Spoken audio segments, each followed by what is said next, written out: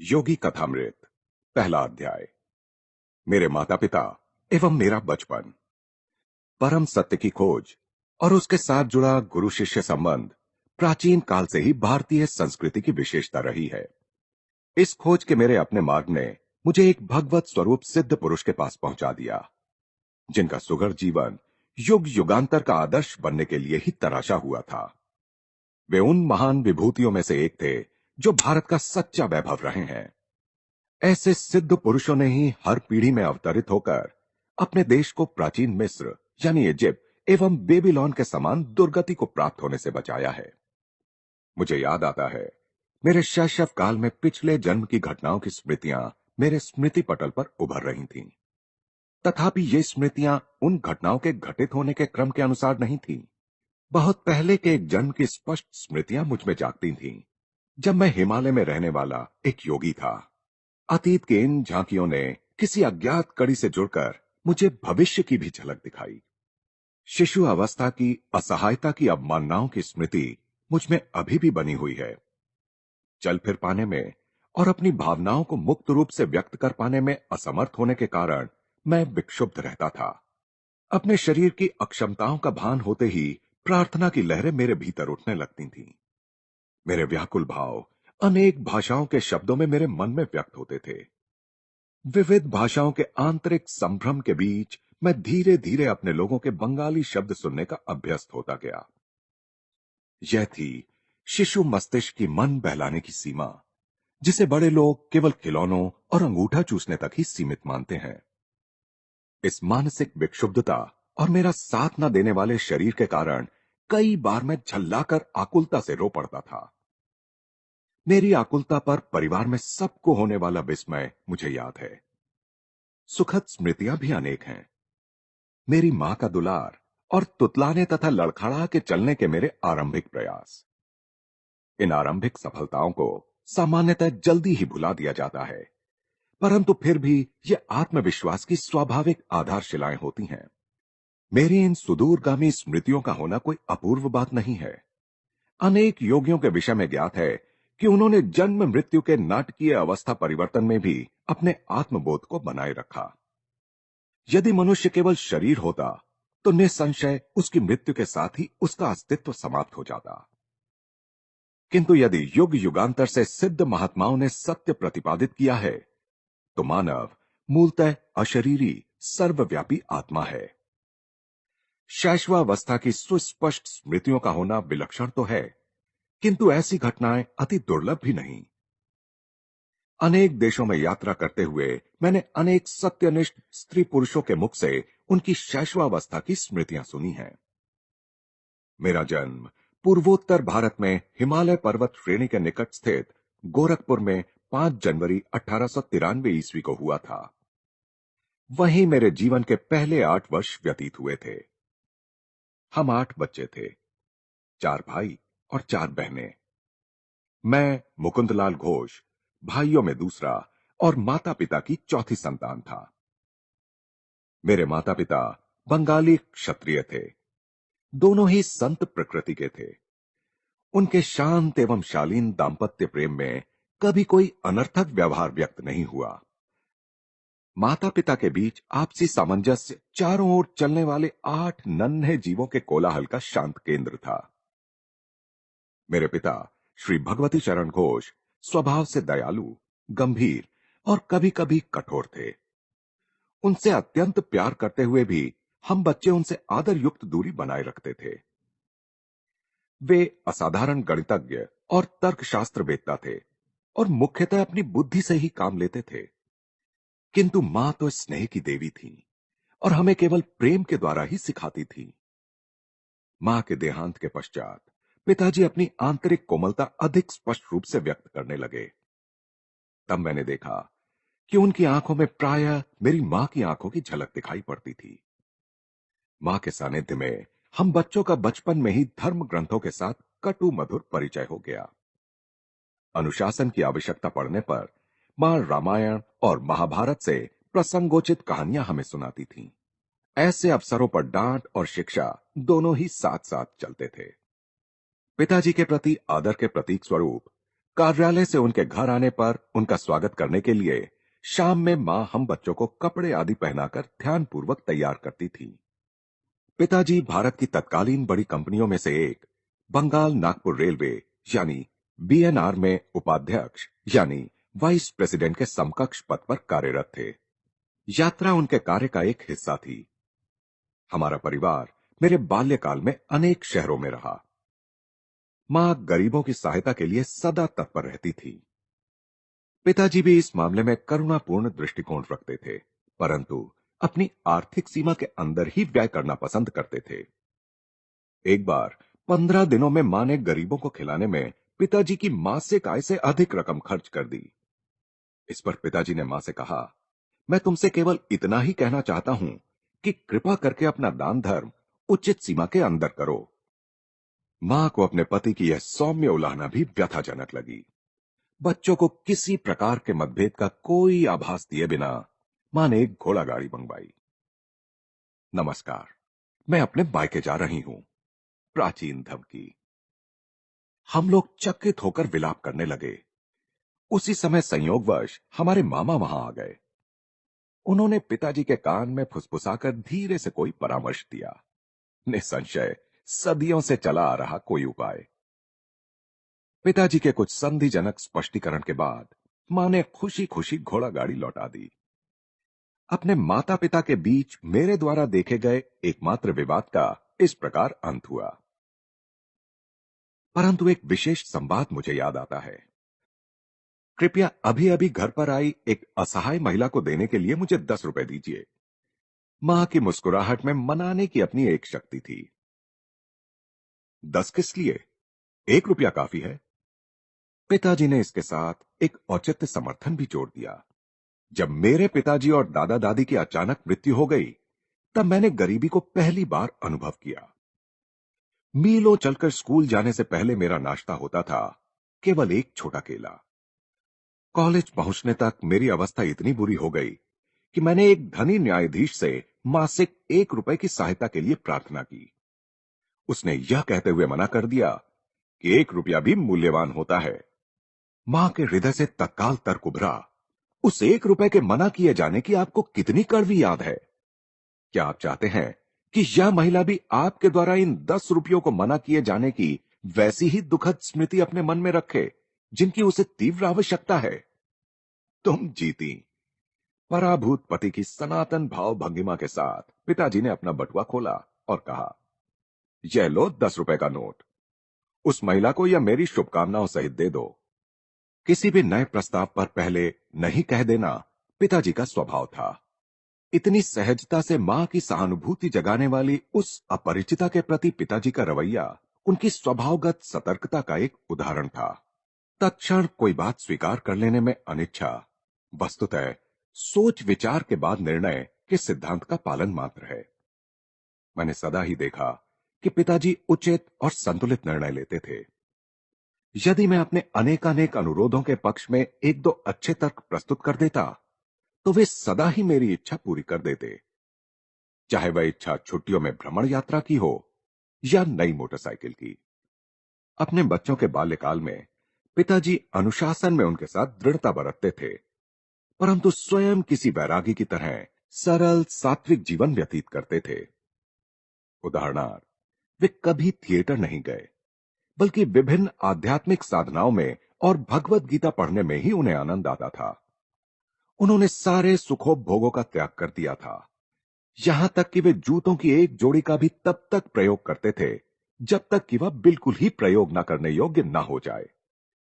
Motor कारें साधारण चलन में आ जाने के बाद उनके बेटों ने कारें खरीद लीं, परंतु पिताजी प्रतिदिन अपने ऑफिस जाने के लिए ट्राम गाड़ी की सवारी में ही संतुष्ट रहे।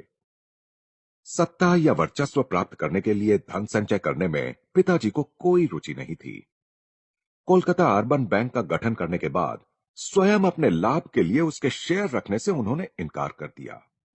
उनकी इच्छा तो अपने अतिरिक्त समय में केवल अपने नागरिक कर्तव्य का निर्वाह करने की थी। पिताजी के पेंशन लेकर सेवानिवृत्त होने के कई वर्षों बाद बंगाल नागपुर रेलवे के बही खातों की जांच करने के लिए इंग्लैंड से एक अकाउंटेंट महोदय भारत आए। विस्मित जांच अधिकारी ने देखा कि पिताजी ने उचित समय पर अदा न किए गए किसी बोनस के लिए कभी कोई आवेदन नहीं किया था। उन्होंने कंपनी को बताया, इन्होंने अकेले 3 आदमियों के बराबर काम किया है। पिछली क्षतिपूर्ति स्वरूप इनका 1,25,000 रुपया कंपनी से निकलता है। कंपनी के कोषाध्यक्ष ने उक्त रकम का चेक पिताजी को भेज दिया, पर मेरे पिताजी ने इस घटना को इतना नगण्य माना कि वे परिवार को इसकी सूचना देना भी भूल गए। बहुत बाद में मेरे सबसे छोटे भाई विष्णु ने बैंक द्वारा दिए गए विवरण में इतनी बड़ी धनराशि जमा देखकर पिताजी से इसके बारे में पूछा था। भौतिक लाभ में इतना उल्लसित क्यों हो?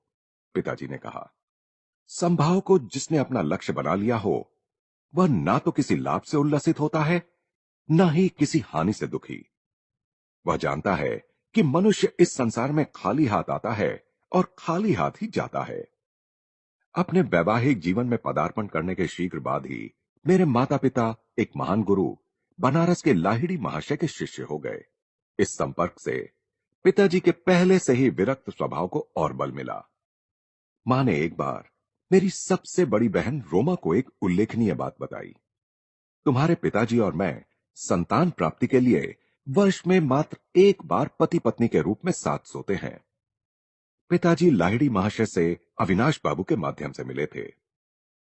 अविनाश बाबू बंगाल नागपुर रेलवे के एक कर्मचारी थे। गोरखपुर में मेरे बचपन में अविनाश बाबू मुझे अनेक भारतीय संतों की मन को तल्लीन कर देने वाली कहानियां सुनाया करते थे। वे सदा अपने गुरु की श्रेष्ठतर महिमा के विषय में श्रद्धा पूर्वक कुछ न कुछ कहकर ही अपनी कहानी समाप्त करते थे।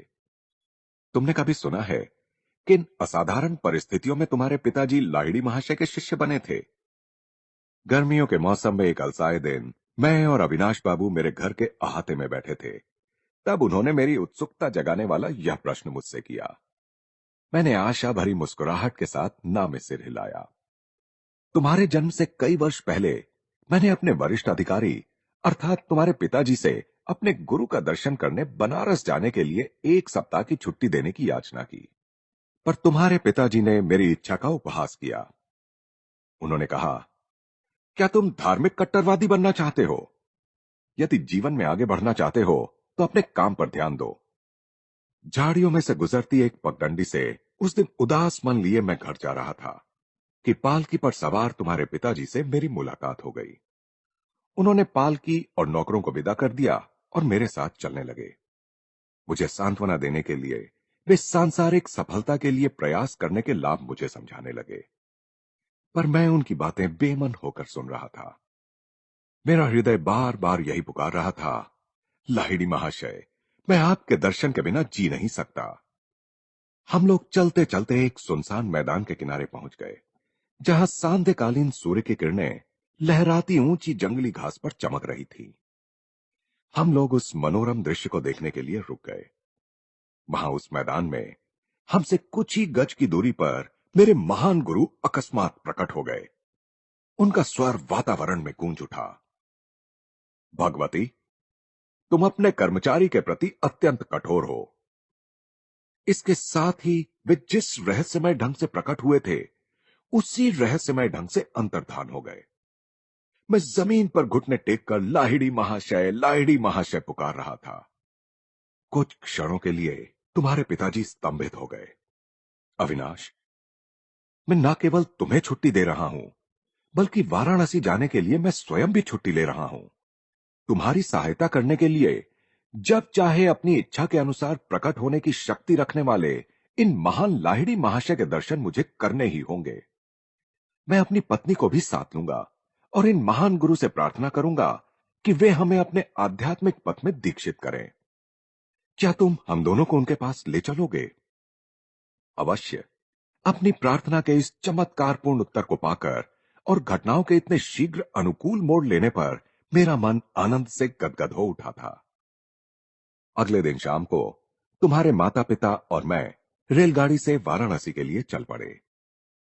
अगले दिन हम लोग वहां पहुंचे तो कुछ दूर तक घोड़ा गाड़ी से गए और फिर तंग गलियों में से चलते हुए मेरे गुरु के घर पहुंचे। उनका घर आसानी से दिखाई नहीं पड़ता था। उनकी छोटी सी बैठक में प्रवेश करने पर वहां हमेशा की तरह पद्मासन में बैठे हुए गुरुदेव को हमने प्रणाम किया। उन्होंने अपनी हृदय वेदी आंखें झपकाईं और उन्हें तुम्हारे पिताजी पर स्थिर कर दिया। भगवती, तुम अपने कर्मचारी के प्रति अत्यंत कठोर हो। 2 दिन पहले घास भरे मैदान में कहे हुए वही शब्द उन्होंने फिर से दोहराए। फिर उन्होंने आगे कहा, मुझे खुशी है कि तुमने अविनाश को आने की अनुमति दी और साथ में तुम भी अपनी पत्नी को साथ लेकर यहां आ गए। तुम्हारे माता पिता को अत्यंत आनंद हुआ कि गुरुदेव ने उन्हें क्रिया योग की दीक्षा दी। उस पवित्र दर्शन के अविस्मरणीय दिन से ही तुम्हारे पिताजी और मैं गुरु भाई के रिश्ते से घनिष्ठ मित्र रहे हैं। लाहिड़ी महाशय ने तुम्हारे जन्म में विशेष रुचि दिखाई थी। तुम्हारा जीवन निश्चय ही स्वयं उनके जीवन के साथ जुड़ा रहेगा। गुरुदेव का आशीर्वाद कभी निष्फल नहीं होता। मेरे जन्म के थोड़े ही दिन बाद लाहिड़ी महाशय ने इस जगत से प्रस्थान कर लिया। पिताजी का जहां जहां भी स्थानांतरण होता था, वहां वहां लाहिड़ी महाशय की एक सुंदर अलंकृत फ्रेम में सजी हुई फोटो हमारे पूजा घर में देवताओं के चित्रों और मूर्तियों के साथ विराजमान रहती थी। लगभग रोज ही सुबह और शाम को मां और मैं उस पूजा वेदी के सामने ध्यान लगाकर बैठते थे और चंदन से पुष्प अर्पण करते थे। धूप और गुग्गल के साथ साथ अपनी संयुक्त भक्ति द्वारा हम उस ईश्वरत्व की पूजा करते थे जो लाहिड़ी महाशय में पूर्णतः अभिव्यक्त हुआ था। उनकी उस फोटो का मेरे जीवन पर जबरदस्त प्रभाव पड़ा। जैसे जैसे मैं बड़ा होता गया, वैसे वैसे मेरे मन में उस महान गुरु का विचार अधिक दृढ़ होता गया। ध्यान में प्रायः मैं देखता कि उनकी छवि उस छोटे से फ्रेम से बाहर आ गई है और जीवित रूप धारण कर मेरे सामने बैठ गई है। जब मैं उनके ज्योतिर्मय शरीर के चरणों का स्पर्श करने का प्रयास करता, तब वे बदलकर पुनः चित्र बन जाते। जब मैंने बाल्यावस्था से किशोरावस्था में प्रवेश किया, तो देखा कि फ्रेम में जकड़ी लाहिड़ी महाशय की छोटी सी छवि मेरे मन में जीवित ज्ञान प्रदायिनी उपस्थिति बनकर विराजमान हो चुकी है। किसी उलझन या परीक्षा की घड़ी में मैं प्रायः उनसे प्रार्थना करता और अपने अंतर में उनका सांत्वनादायक मार्गदर्शन पाता। पहले पहले तो मुझे दुख होता था कि वे शारीरिक रूप में जीवित नहीं थे, किंतु जैसे जैसे मुझे उनकी गुप्त सर्वव्यापकता का पता चलता गया, वैसे वैसे मेरा दुख कम होता गया। अपने उन शिष्यों को जो उनके दर्शन के लिए अति लालायित रहते थे, वे प्रायः लिखा करते थे, जब मैं सदा तुम्हारे कूटस्थ यानी दिव्य दृष्टि की पहुंच में हूं, तो मेरे अस्थि मांस को देखने के लिए आने की क्या आवश्यकता है। लगभग 8 वर्ष की आयु में मुझे लाहिड़ी महाशय की फोटो के माध्यम से चमत्कारी स्वास्थ्य लाभ का आशीर्वाद प्राप्त हुआ। इस अनुभव ने मेरे प्रेम को और भी अधिक उत्कट कर दिया। जब मैं बंगाल के इच्छापुर में अपने पारिवारिक घर में रह रहा था, तब मुझे हैजा हो गया। मेरे बचने की कोई आशा नहीं रही। डॉक्टर कुछ भी नहीं कर पा रहे थे। मेरे बिस्तर के पास बैठी मां ने भाव विह्वलता के अतिरेक के साथ मेरे सिर के ऊपर टंगी लाहिड़ी महाशय की फोटो की ओर देखने का मुझे इशारा किया। उन्हें मन ही मन प्रणाम करो। वे जानती थीं कि प्रणाम करने के लिए हाथ उठाने की शक्ति मुझ में नहीं बची थी। यदि तुम सचमुच अपनी भक्ति प्रकट करोगे और अपने अंतर में उनका चरण स्पर्श करोगे, तो तुम्हें जीवन दान मिल जाएगा। मैंने उनकी फोटो की ओर देखा तो वहां आंखें चौंधियाने वाला प्रखर प्रकाश दिखाई पड़ा, जिसने मेरे शरीर और पूरे कमरे को अपने में समा लिया। मेरी मिचलाहट और अन्य अनियंत्रणीय लक्षण समाप्त हो गए। मैं स्वस्थ हो गया। तत्क्षण ही मुझ में इतनी शक्ति आ गई कि अपने गुरु में अपार श्रद्धा रखने वाली मां का मैंने झुककर चरण स्पर्श किया। मां बार बार उस छोटी सी फोटो पर अपना माथा टेक रही थी। हे सर्वव्यापी गुरुदेव, मैं आपकी कृतज्ञ हूं कि आपके आलोक ने मेरे पुत्र को अच्छा कर दिया। मैं समझ गया कि उन्होंने भी उस तेजोमय ज्योति का दर्शन किया था, जिसकी महिमा से मैं उस साधारणतया प्राण घातक साबित होने वाली बीमारी से एकाएक अच्छा हो गया था। मेरे पास जो कुछ भी अनमोल चीजें हैं, उनमें एक वह फोटो भी है। स्वयं लाहिड़ी महाशय द्वारा पिताजी को दी गई यह फोटो एक पवित्र स्पंदन से युक्त है। इस फोटो के पीछे भी एक चमत्कारिक कहानी है। मैंने यह कहानी पिताजी के गुरु भाई काली कुमार राय से सुनी थी। ऐसा प्रतीत होता है कि लाहिड़ी महाशय को अपनी फोटो खिंचवाना अच्छा नहीं लगता था। एक बार उनके विरोध के बावजूद उनकी और उनके कई शिष्यों की, जिनमें कालीकुमार राय भी शामिल थे, एक सामूहिक फोटो खींची गई। पर उस समय फोटोग्राफर के आश्चर्य की सीमा न रही जब उसने देखा कि उस फोटो में सब शिष्यों के चित्र तो एकदम स्पष्ट दिखाई दे रहे थे, परंतु बीच में जहां उसने लाहिड़ी महाशय का चित्र होने की सार्थक आशा की थी, वहां कोई आकृति नहीं थी। वह स्थान बिल्कुल खाली था। इस विस्मयकारी घटना पर खूब चर्चा हुई। एक शिष्य गंगाधर बाबू ने, जो एक कुशल फोटोग्राफर थे, डींग मारी कि लाहिड़ी महाशय चाहे जो कर लें, वे उनकी फोटो अवश्य खींच सकते हैं। अगले दिन प्रातःकाल जब गुरुदेव लकड़ी की बेंच पर पद्मासन में बैठे थे और उनके पीछे एक कपड़े का पर्दा भी लगा दिया गया था, तब गंगाधर बाबू अपने साथ सामान के साथ वहां पहुंच गए। सफलता के लिए सारी सावधानियां बरतते हुए उन्होंने उत्कंठापूर्वक 12 फोटो खींची, किंतु शीघ्र ही उन्हें दिखाई पड़ा कि हर प्लेट पर लकड़ी की बेंच और पर्दे का चित्र तो स्पष्ट है, पर गुरुदेव की आकृति का पुनः कहीं पता नहीं। गंगाधर बाबू का अभिमान चूर चूर हो गया। अश्रु बहाते हुए वे दौड़े दौड़े लाहिड़ी महाशय के पास पहुंचे। कई घंटों के बाद लाहिड़ी महाशय ने इस सार गर्भित वाक्य के साथ अपना मौन तोड़ा, मैं ब्रह्म हूं। क्या तुम्हारा कैमरा सर्वव्यापी अगोचर का चित्र खींच सकता है? गंगाधर बाबू ने कहा, मैं देख रहा हूं कि नहीं खींच सकता, परंतु हे सर्वज्ञ गुरुदेव, आपके देह मंदिर की एक फोटो प्राप्त करने की बहुत इच्छा है। मेरी दृष्टि संकुचित रही है। आज तक मैं यह नहीं समझ पाया था कि आप में ब्रह्म पूर्ण रूप से वास करता है। फिर कल सुबह आओ, मैं तुम्हारे कैमरे के सामने बैठकर फोटो खिंचवा लूंगा। पुनः फोटोग्राफर ने अपना कैमरा फोकस किया। इस बार अगोचर रहस्यमयता के आवरण से रहित उस पवित्र महापुरुष की आकृति प्लेट पर स्पष्ट रूप से उभर आई। गुरुदेव ने इसके बाद कभी अपनी कोई फोटो नहीं खिंचवाई, कम से कम मैंने नहीं देखी। वही फोटो इस पुस्तक में छपी है। सांचे में ढली लाहिड़ी महाशय की मुखाकृति से कुछ पता नहीं चल पाता कि वे किस कुल वंश के थे। उनकी रहस्यमय मुस्कान में ईश्वर साक्षात्कार के आनंद की कुछ कुछ झलक दिखाई देती है। बाह्य जगत में नाम मात्र की रुचि का संकेत देती उनकी अर्धोन्मीलित आंखें आंतरिक परमानंद का संकेत करती हुई आधी बंद भी हैं। इस जगत के क्षुद्र प्रलोभनों से अलिप्त वे आध्यात्मिक सहायता के लिए अपने पास आने वाले जिज्ञासुओं की आध्यात्मिक समस्याओं के प्रति सतत पूर्ण जागरूक रहते थे। गुरुदेव के चित्र की महिमा से स्वास्थ्य लाभ करने के थोड़े दिन बाद ही मुझे एक प्रभावकारी दिव्य दर्शन हुआ। एक दिन प्रातः अपने बिछौने पर बैठा मैं एक गहन दिवा स्वप्न में डूब गया। बंद आंखों के अंधकार के पीछे क्या है, यह अनुसंधानात्मक विचार बड़े वेग से मेरे मन में उभर आया। तत्क्षण ही मेरी अंतर्दृष्टि के सामने प्रखर प्रकाश कौंध गया।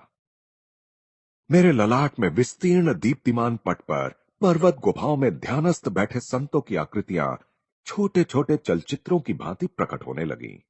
आप लोग कौन हैं? मैंने उच्च स्वर में पूछा। हम हिमालय के योगी हैं। इस दिव्य उत्तर का आनंद वर्णनातीत था। मेरा हृदय पुलकित हो उठा।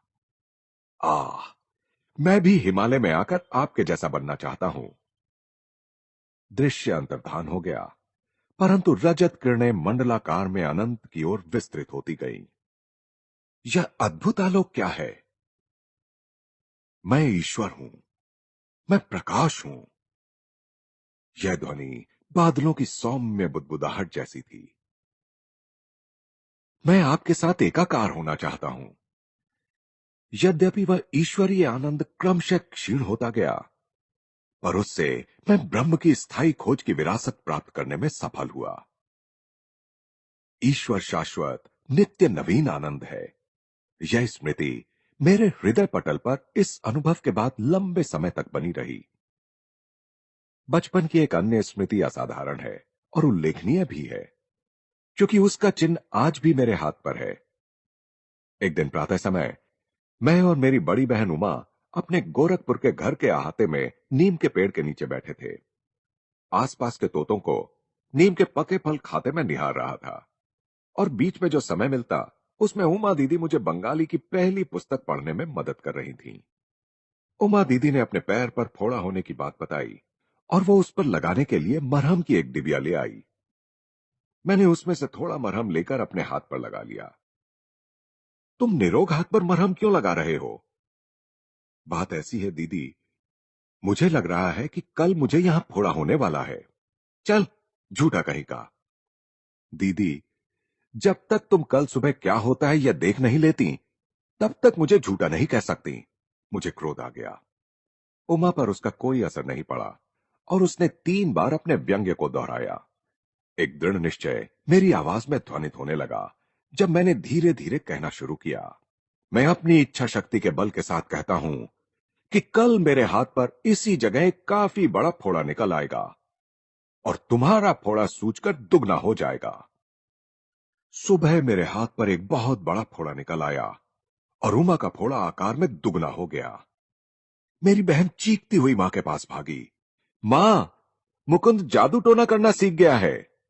मां ने गंभीर होकर मुझसे कहा कि हानि करने के लिए मैं शब्द शक्ति का प्रयोग कभी ना करूं।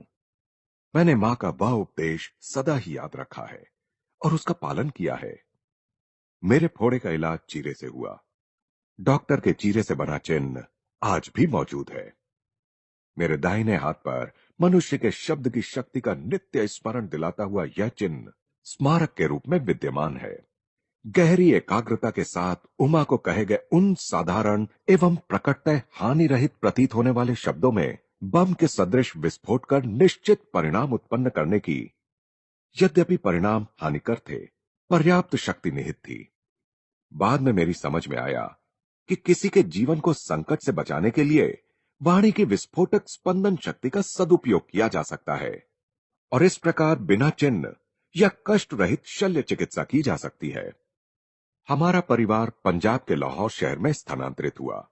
वहां मैंने देवी काली के रूप में जगन माता का एक चित्र प्राप्त किया। हमारे घर की बालकनी में इस चित्र का अनौपचारिक मंदिर बना। मेरे मन में अनायास ही यह निश्चित विश्वास पैदा हो गया कि उस पवित्र स्थान पर की गई मेरी किसी भी प्रार्थना को पूर्ति का ताज पहना दिया जाएगा। एक दिन वहां उमा के साथ खड़े होकर मैं 2 लड़कों को 2 घरों की छतों पर पतंग उड़ाते देख रहा था। इन दोनों घरों और हमारे घर के बीच एक बहुत ही संकरी गली थी। तुम आज इतने चुप क्यों हो? उमा ने खेल खेल में मुझे धक्का देकर पूछा।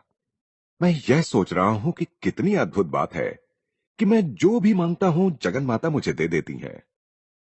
मैं समझती हूं वह तुम्हें वे दोनों पतंगे भी दे देंगी। मेरी बहन उपहास की हंसी हंसते हुए बोली। क्यों नहीं? मैंने उन पतंगों को पाने के लिए मौन प्रार्थना शुरू कर दी। भारत में धागों पर मांझा यानी गोंद और शीशे का चूर्ण लगाकर पतंगों का खेल खेला जाता है। प्रत्येक पतंग उड़ाने वाला अपने प्रतिद्वंद्वी की पतंग काटने का प्रयास करता है। कटी हुई पतंग छतों के ऊपर से जाती है, तब उसे पकड़ने में बड़ा मजा आता है। उमा और मैं ऐसी बालकनी में खड़े थे जिसके ऊपर छत थी और दोनों ओर दीवारें भी थीं। इसलिए किसी कटी पतंग का हमारे हाथ आना असंभव प्रतीत होता था, क्योंकि स्वाभाविक तौर पर उसका धागा छत के ऊपर ही लटकता हुआ आगे निकल जाता। गली के उस पार पतंग उड़ाने वालों ने अपना खेल शुरू किया। एक धागा कट गया।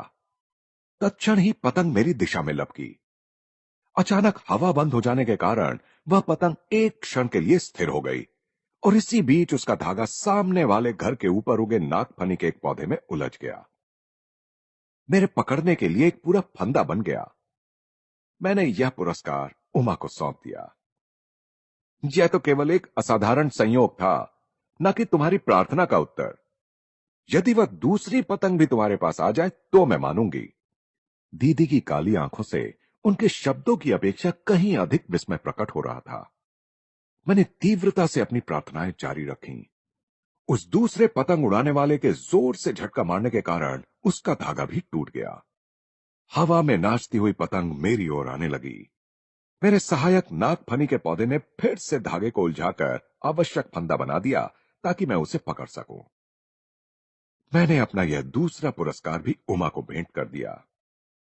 सचमुच जगन माता तुम्हारी प्रार्थना सुनती हैं। यह सब मेरे लिए विलक्षण है। दीदी भयभीत